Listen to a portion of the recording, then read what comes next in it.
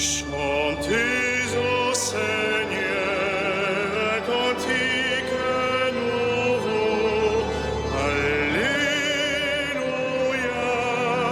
Alléluia, Alléluia. Que la lumière de Jésus-Christ nous réunisse en un seul corps. Chantez au Seigneur un cantique nouveau. Alléluia, Alléluia, Alléluia. Je vous envoie, mon Fils bien-aimé, écoutez-le, dit le Seigneur. Chantez au Seigneur un cantique nouveau.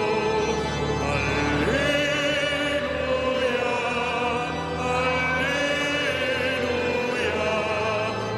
Alléluia.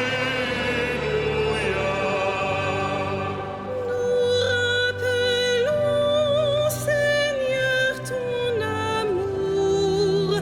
Dans ta maison, nous t'acclamons. Chantez au Seigneur un cantique nouveau. Alléluia, Alléluia, Alléluia.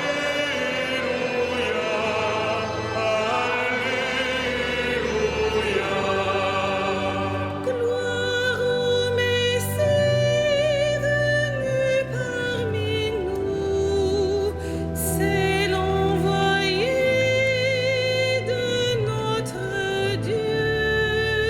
Chantez au Seigneur un cantique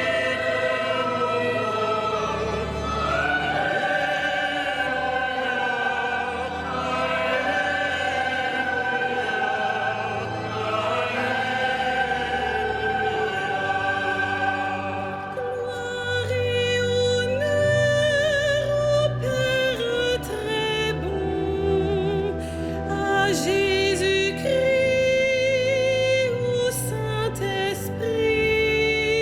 Chantez au Seigneur un cantique nouveau.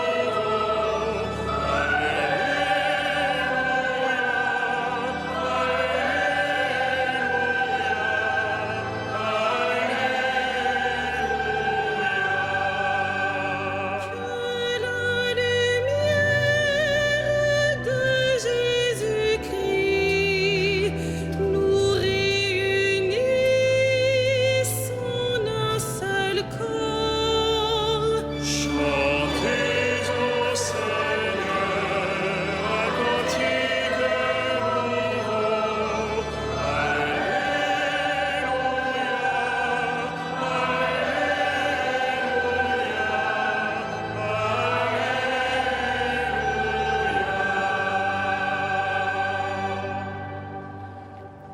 Au nom du Père et du Fils et du Saint-Esprit, la paix soit avec vous.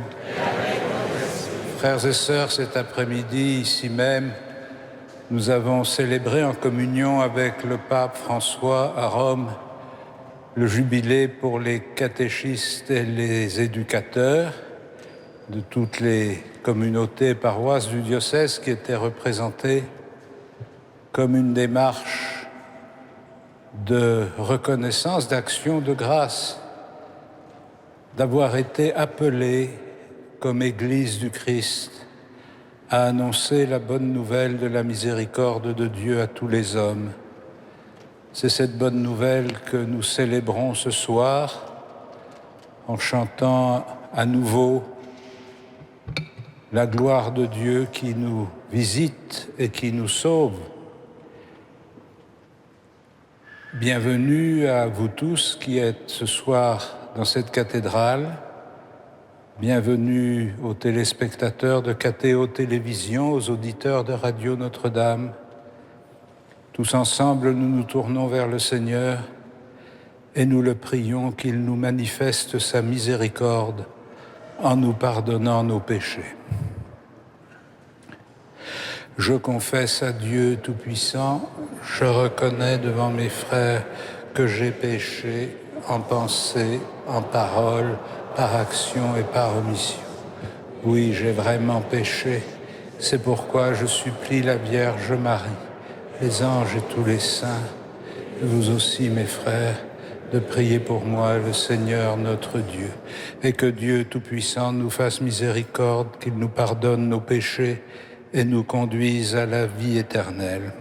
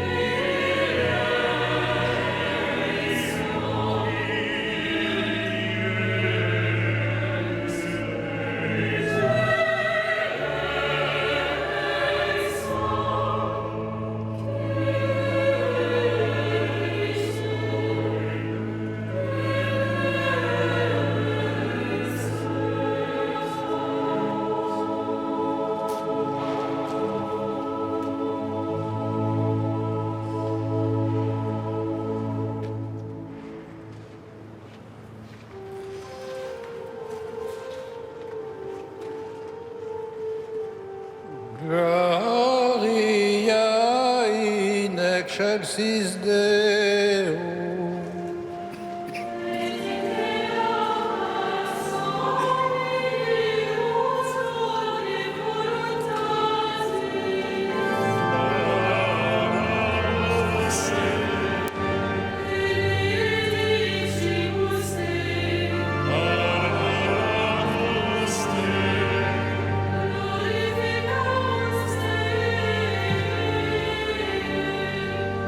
Grazie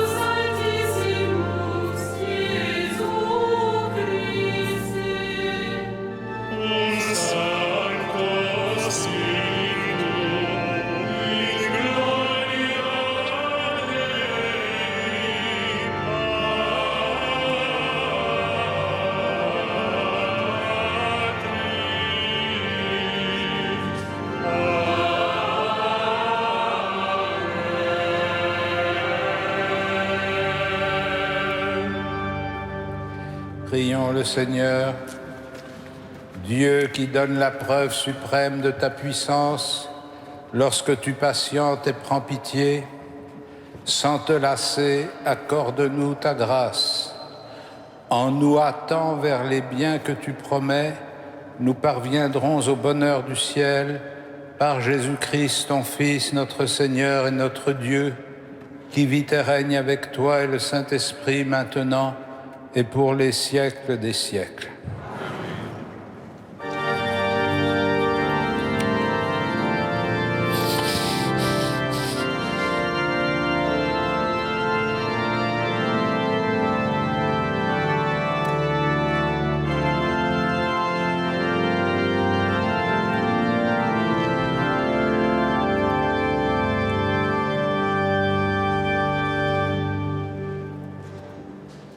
Lecture du livre du prophète Amos. Ainsi parle le Seigneur de l'univers. Malheur à ceux qui vivent bien tranquilles dans Sion et à ceux qui se croient en sécurité sur la montagne de Samarie. Couchés sur des lits d'ivoire, vautrés sur leurs divans, ils mangent les agneaux du troupeau, les veaux les plus tendres de l'étable.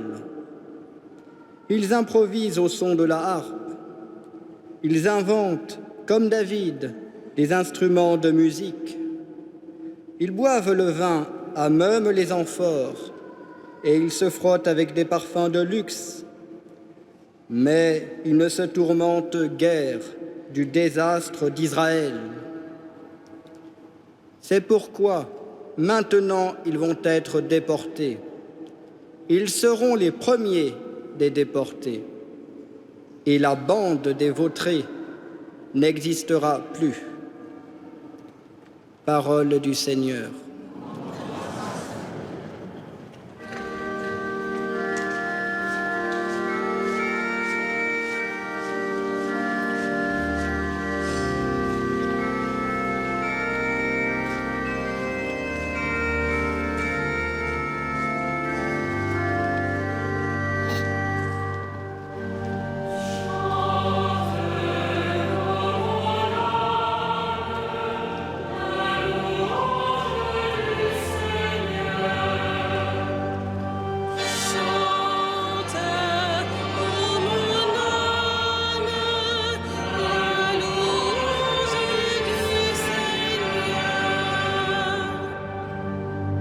Le Seigneur garde à jamais sa fidélité.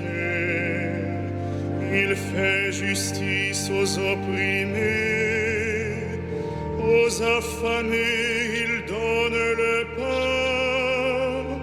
Le Seigneur délie les enchaînés.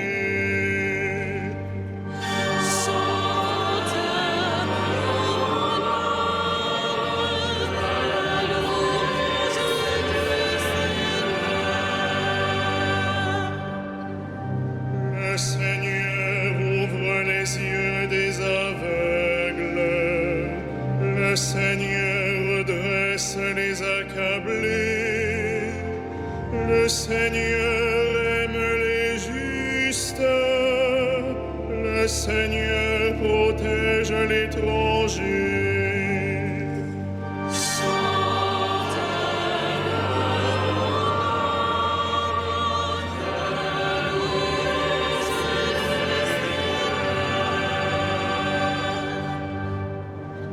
Il soutient la veuve et l'orphelin.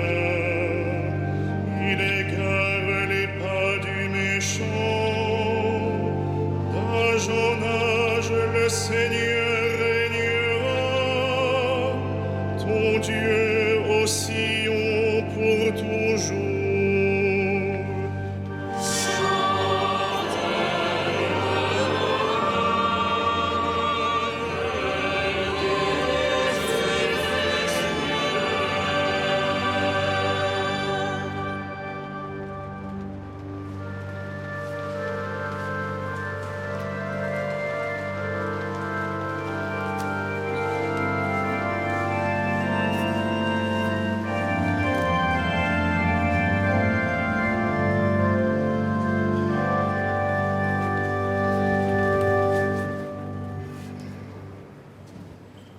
Lecture de la première lettre de saint Paul apôtre à Timothée. Toi, homme de Dieu, recherche la justice, la piété, la foi, la charité, la persévérance et la douceur. Mène le bon combat, celui de la foi. Empare-toi de la vie éternelle. C'est à elle que tu as été appelé.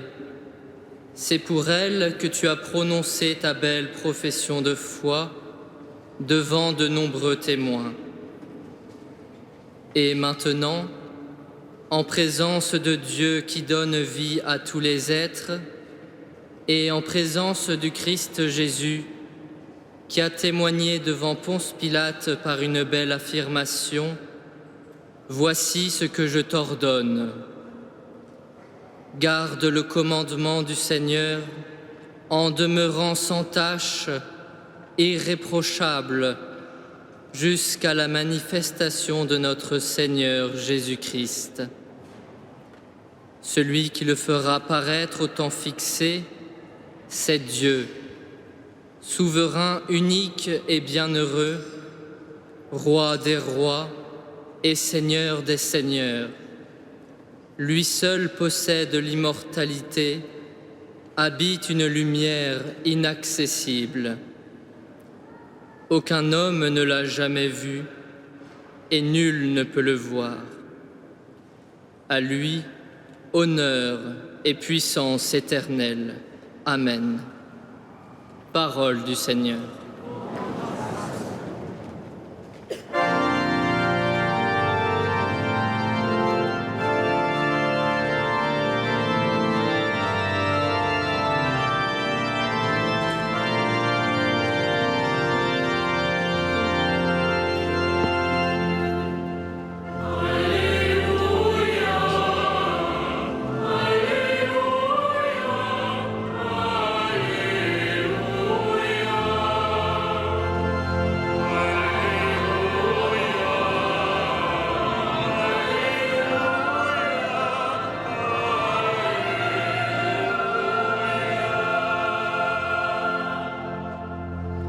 Jésus-Christ s'est fait pauvre, lui qui était riche, pour que vous deveniez riches par sa pauvreté.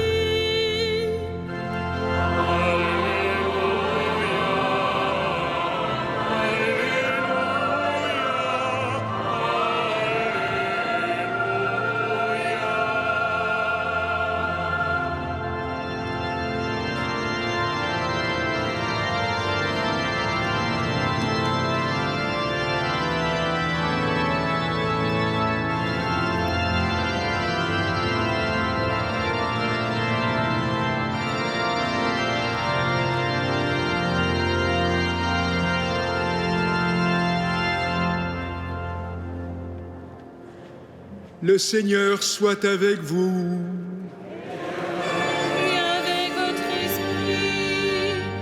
Évangile de Jésus-Christ selon saint Luc.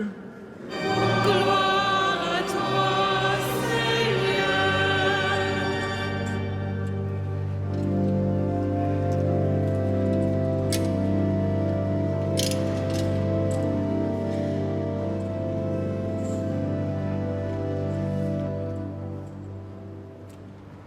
En ce temps-là, Jésus disait aux pharisiens, « Il y avait un homme riche, vêtu de pourpre et de lin, qui faisait chaque jour des festins somptueux. Devant son portail gisait un pauvre nommé Lazare, qui était couvert d'ulcères. Il aurait bien voulu se rassasier de ce qui tombait de la table du riche, mais les chiens, eux, venaient lécher ses ulcères. Or le pauvre mourut, et les anges l'emportèrent auprès d'Abraham. Le riche mourut aussi, et on l'enterra. Au séjour des morts, il était en proie à la torture. Levant les yeux, il vit Abraham de loin et Lazare tout près de lui. Alors il cria, « Père Abraham, prends pitié de moi et envoie Lazare tremper le bout de son doigt dans l'eau pour me rafraîchir la langue, car je souffre terriblement dans cette fournaise. » Mon enfant, répondit Abraham, rappelle-toi, tu as reçu le bonheur pendant ta vie et Lazare le malheur pendant la sienne. Maintenant, lui, il trouve ici sa consolation et toi la souffrance. Et en plus de tout cela, un grand abîme a été établi entre vous et nous pour que ceux qui voudraient passer vers vous ne le puissent pas et que de là-bas non plus on ne traverse pas vers nous. Le riche répliqua, « Eh bien, Père, je te prie d'envoyer Lazare dans la maison de mon Père. En effet, j'ai 5 frères, qu'il leur porte son témoignage de peur que eux aussi ne viennent dans ce lieu de torture. » Abraham lui dit, « Ils ont Moïse et les prophètes, qu'ils les écoutent. » « Non, Père Abraham, dit-il, car si quelqu'un de chez les morts vient les trouver, ils se convertiront. » Abraham répondit, « S'ils n'écoutent pas Moïse ni les prophètes, quelqu'un pourra bien ressusciter d'entre les morts, ils ne seront pas convaincus. » Acclamons la parole de Dieu. Louange à toi, Seigneur Jésus.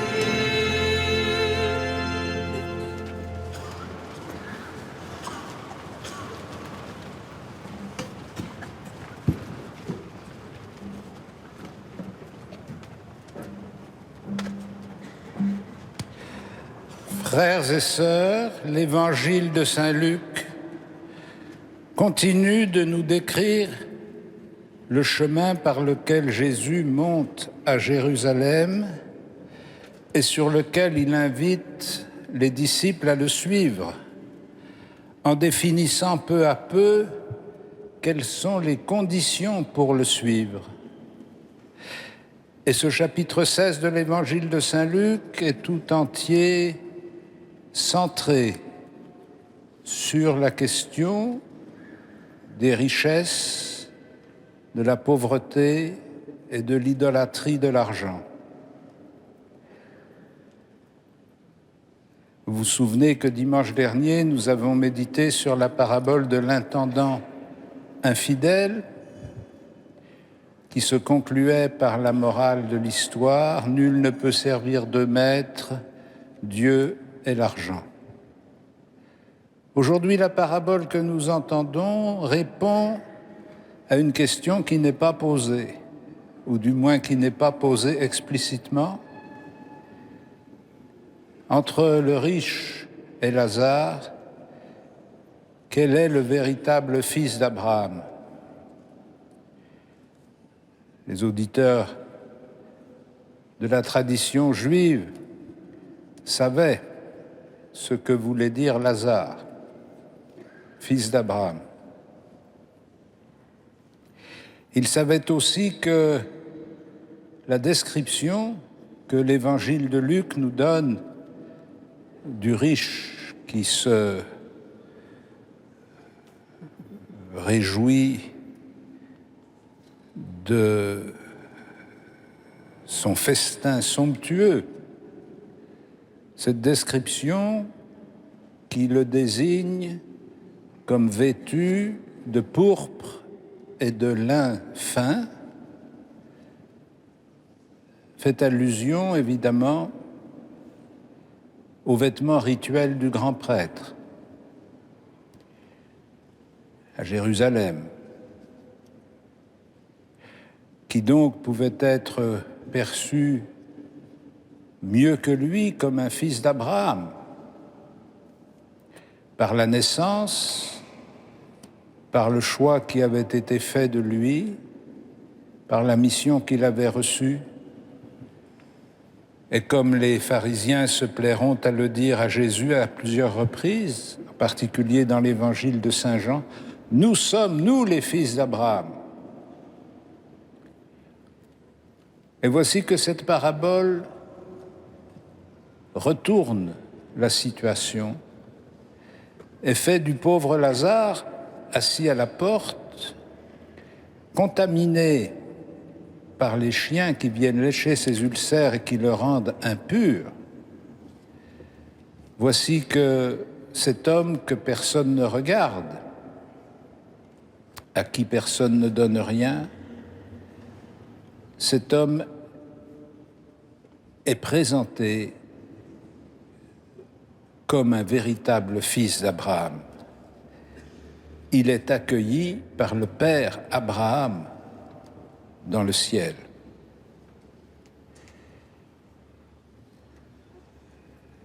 Évidemment, les auditeurs de Jésus déchiffrent très clairement ce retournement de situation, et c'est pourquoi la parabole évoque l'hypothèse d'une issue à la crise. Tu devrais leur envoyer quelqu'un, dit le riche à Abraham, tu devrais envoyer quelqu'un à mes frères pour les avertir. Ils ont Moïse et les prophètes, qu'ils fassent ce que leur donne la loi. Mais si quelqu'un revenait de chez les morts, ils le croiraient. Même si quelqu'un revenait de chez les morts, s'ils n'écoutent pas Moïse ni les prophètes, ils ne seront pas convaincus. Comprenez que l'évangile de Luc nous propose cette parabole, évidemment. Après la mort du Christ et sa résurrection, quelqu'un est revenu de chez les morts. Quelqu'un est revenu pour attester que la prédication de Jésus est authentique. Quelqu'un est revenu pour appeler les hommes à la conversion. Mais s'ils n'écoutent ni Moïse ni les prophètes, c'est pas parce que quelqu'un reviendra de chez les morts qu'ils seront convaincus. Nous rêvons quelquefois de ce miracle extraordinaire par lequel Jésus ressuscité se manifesterait glorieusement à tout Israël. Ça n'est pas ce qui s'est passé. Ça n'est pas le chemin par lequel Jésus est venu manifester sa résurrection. Il est apparu aux disciples, de façon mystérieuse d'ailleurs, et il leur a confié la mission d'annoncer la bonne nouvelle.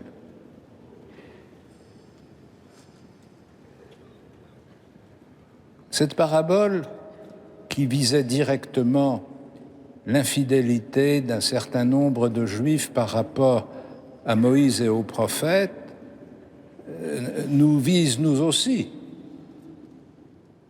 Qui sont les véritables chrétiens aujourd'hui? Qui sont ceux qui peuvent se réclamer de la paternité de Dieu s'ils ne se conduisent pas selon la loi de Dieu? Comment se réclamer du Père commun si l'on ne traite pas les hommes comme des frères? Comment se réclamer de la miséricorde de Dieu si nous ne sommes pas capables de faire nous-mêmes miséricorde? Comment ne pas entendre de façon provocante la terrible prophétie d'Amos sur le royaume de Samarie, de ces hommes vautrés sur leur divan, qui mangent les bêtes les plus tendres et qui ne se tourmentent guère pour le désastre d'Israël? Comment ne pas regarder notre situation dans l'histoire du monde de ce temps? Ceux qui se croient en sécurité sur la montagne de Samarie, ceux qui sont vautrés sur des lits d'ivoire. Oui, notre prospérité globale, collective, qui n'épargne pas la misère d'un certain nombre de nos concitoyens, mais qui donne à tous l'illusion de la prospérité indéfinie. Notre obsession du niveau de vie, notre passion pour les moyens de sécurité économique, notre anxiété sur les chances que tout ça puisse durer, notre refus que l'on puisse être obligé de partager cela avec les Lazare de notre temps. Comme Paul le dit à Timothée, nous sommes invités à mener un combat, le combat de la foi. Le combat de la foi, ça n'est pas le combat de la société ou le combat de la politique. Le combat de la foi, c'est de rechercher la justice, la piété, la charité, la persévérance et la douceur.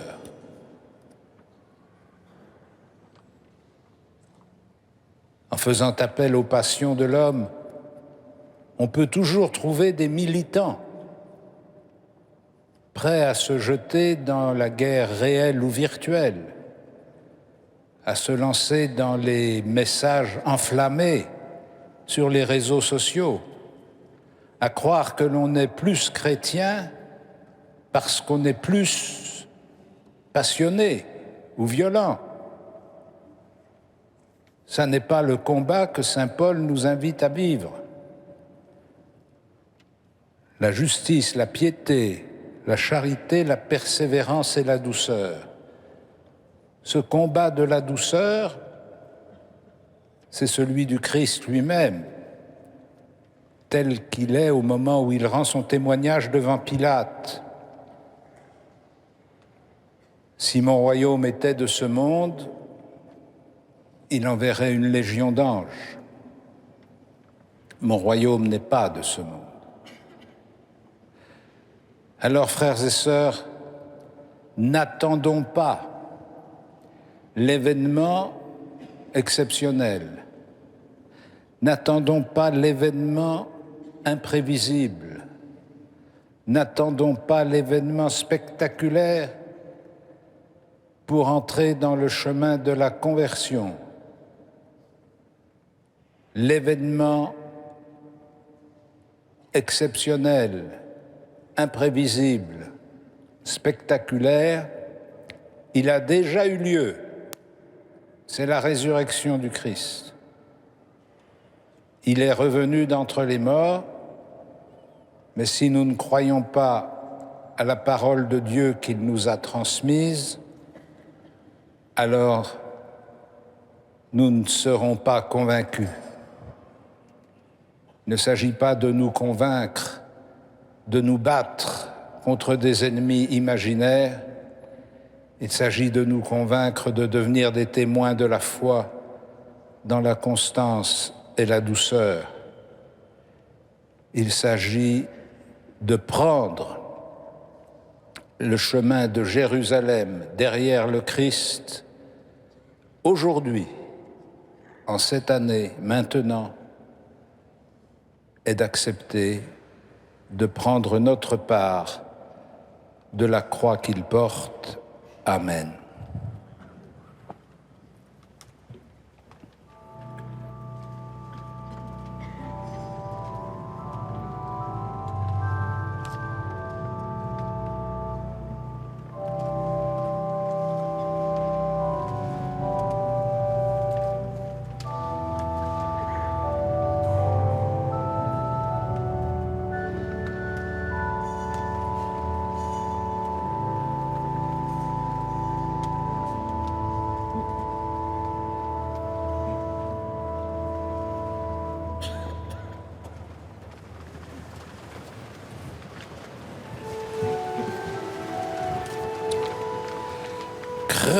credo in unum Deum.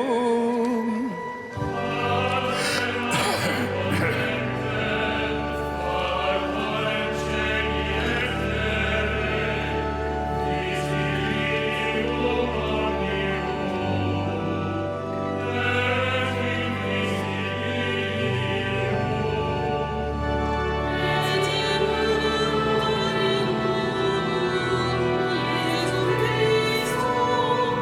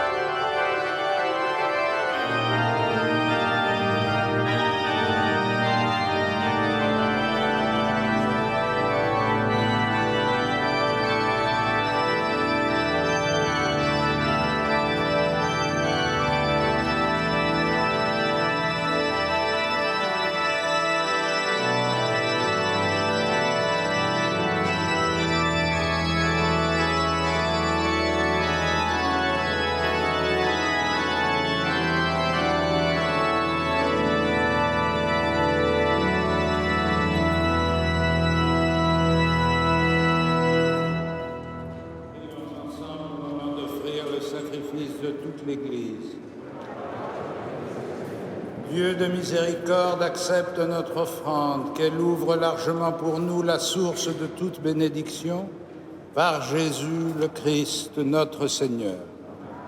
Le Seigneur soit avec vous.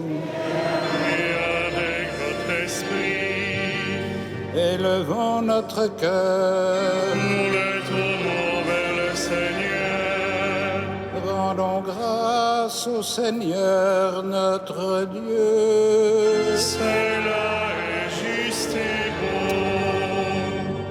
Vraiment, il est juste et bon de te rendre gloire, de t'offrir notre action de grâce toujours et en tout lieu. À toi, Père très saint, Dieu éternel et tout-puissant, par le Christ notre Seigneur. En naissant parmi les hommes, il les appelle à renaître. En souffrant sa passion, il a supprimé nos fautes. Par sa résurrection d'entre les morts, il donne accès à la vie éternelle. Et par son ascension auprès de toi, notre Père, il nous ouvre le ciel. C'est pourquoi, avec tous les anges et tous les saints, nous chantons l'hymne de ta gloire, et sans fin nous proclamons.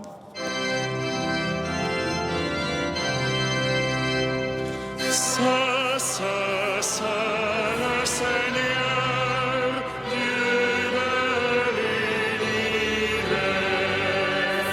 Le ciel et la terre sont remplis de ta gloire.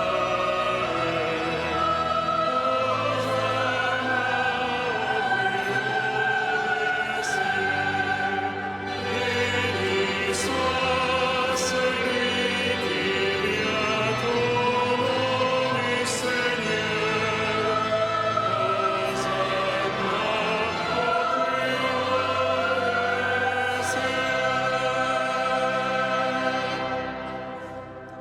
Tu es vraiment saint, Dieu de l'univers, et toute la création proclame ta louange.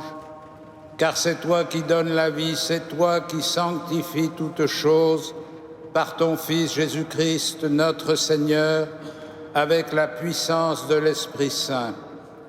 Et tu ne cesses de rassembler ton peuple afin qu'il te présente partout dans le monde une offrande pure.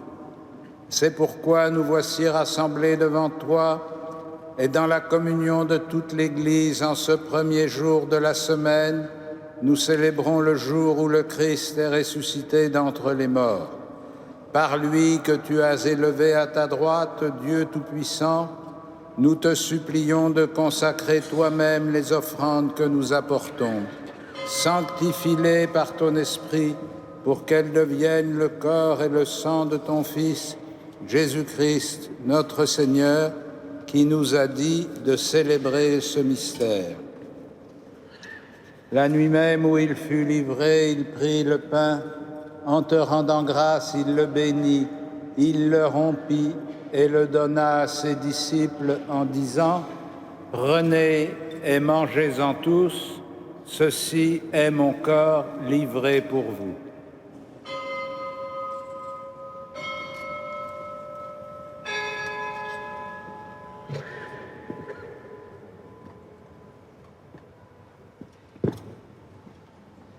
De même, à la fin du repas, il prit la coupe, en te rendant grâce, il la bénit et la donna à ses disciples en disant « Prenez et buvez-en tous, car ceci est la coupe de mon sang, le sang de l'alliance nouvelle et éternelle, qui sera versé pour vous et pour la multitude en rémission des péchés.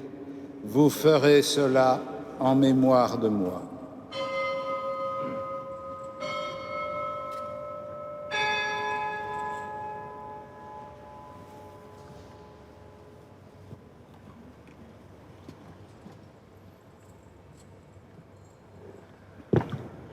Il est grand le mystère de la foi. Nous proclamons ta mort, célébrons ta résurrection, nous attendons ta venue dans la gloire. En faisant mémoire de ton Fils, de sa passion qui nous sauve, de sa glorieuse résurrection et de son ascension dans le ciel, alors que nous attendons son dernier avènement, nous présentons cette offrande vivante et sainte pour te rendre grâce. Regarde, Seigneur, le sacrifice de ton Église et daigne y reconnaître celui de ton Fils qui nous a rétablis dans ton alliance. Quand nous serons nourris de son corps et de son sang et remplis de l'Esprit Saint, accorde-nous d'être un seul corps et un seul esprit dans le Christ, et que l'Esprit Saint fasse de nous une éternelle offrande à ta gloire, pour que nous obtenions un jour les biens du monde à venir, auprès de la Vierge Marie, la bienheureuse Mère de Dieu, de Saint Joseph, son époux, avec les apôtres, les martyrs, Saint Denis et tous les saints qui ne cessent d'intercéder pour nous. Et maintenant, nous te supplions, Seigneur, par le sacrifice qui nous réconcilie avec toi, étends au monde entier le salut et la paix. Affermis la foi et la charité de ton Église au long de son chemin sur la terre. Veille sur ton serviteur, le pape François, et notre archevêque André, l'ensemble des évêques, les prêtres, les diacres et tout le peuple des rachetés. Écoute les prières de ta famille assemblée devant toi et ramène à toi, Père très aimant, tous tes enfants dispersés.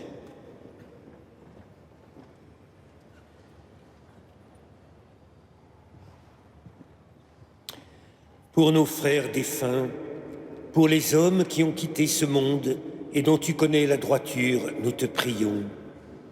Reçois-les dans ton royaume, où nous espérons être comblés de ta gloire, tous ensemble et pour l'éternité, par le Christ notre Seigneur, par qui tu donnes au monde toute grâce et tout bien. Par lui, avec lui et en lui. À toi, Dieu le Père Tout-Puissant, dans l'unité du Saint-Esprit.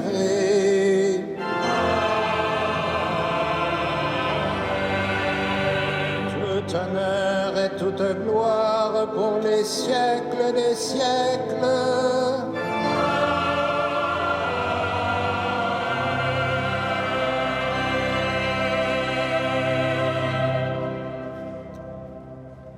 Unis dans le même esprit, nous pouvons dire avec confiance la prière que nous avons reçue du Sauveur. Notre Père, qui es aux cieux, que ton nom soit sanctifié, que ton règne vienne, que ta volonté soit faite sur la terre comme au ciel. Donne-nous aujourd'hui notre pain de ce jour. Pardonne-nous nos offenses, comme nous pardonnons aussi à ceux qui nous ont offensés. Et ne nous soumets pas à la tentation, mais délivre-nous du mal. Délivre-nous de tout mal, Seigneur, et donne la paix à notre temps. Par ta miséricorde, rends-nous libres du péché, rends-nous forts devant les épreuves en cette vie où nous espérons le bonheur que tu promets et l'avènement de Jésus-Christ, notre Sauveur.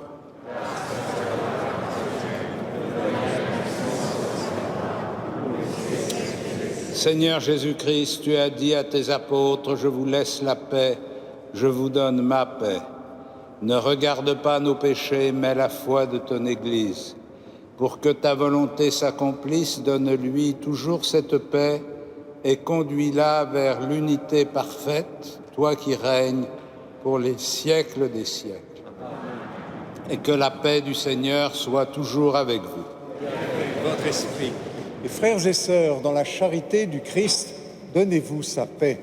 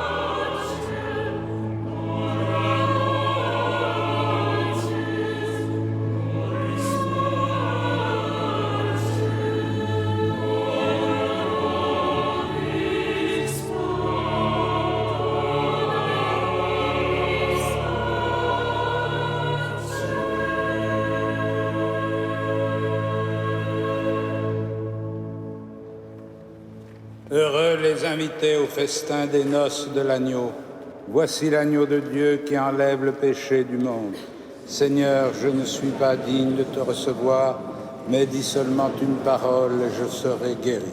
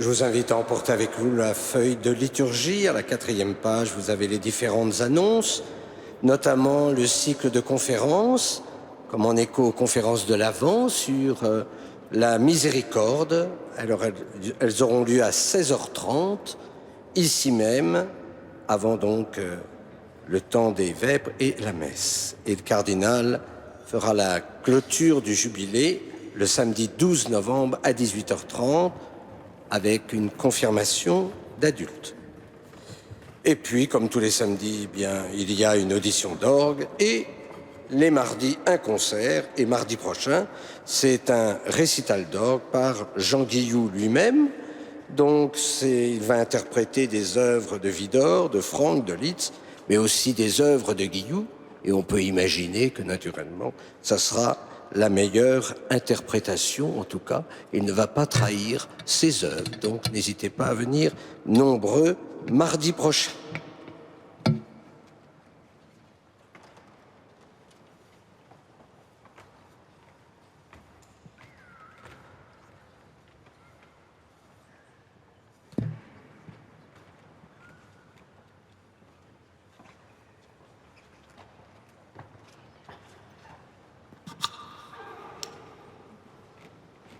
Seigneur, que cette Eucharistie renouvelle nos esprits et nos corps, qu'elle nous donne part à l'héritage glorieux de celui qui nous unit à son sacrifice lorsque nous proclamons sa mort, lui qui vit et règne avec toi et le Saint-Esprit maintenant et pour les siècles des siècles.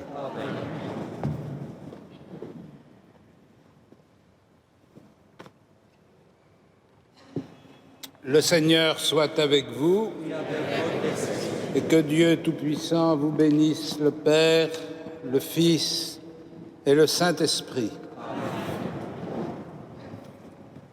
Allez dans la paix et dans la joie du Christ. Nous rendons grâce à lui. Salve Regina.